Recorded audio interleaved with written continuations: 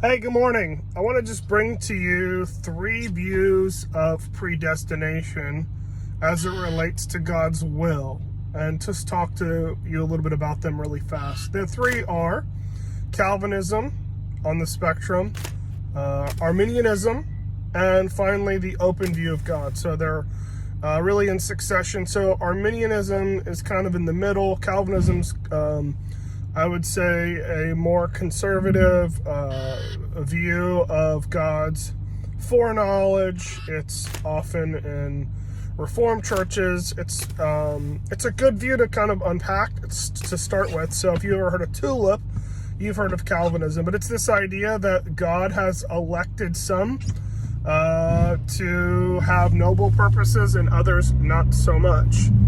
Arminianism is this idea that human beings have the freedom to choose, and that there is ultimately freedom, and that God is all loving and all powerful, and yet he gives us this capacity to choose. The last view is, I would say, like almost hyper Arminianism, and that is the view of the open view of God, popularized by a number of people, but probably the most contemporary is a pastor and a theologian named Greg Boyd, who has ministered for many years in the Minneapolis area.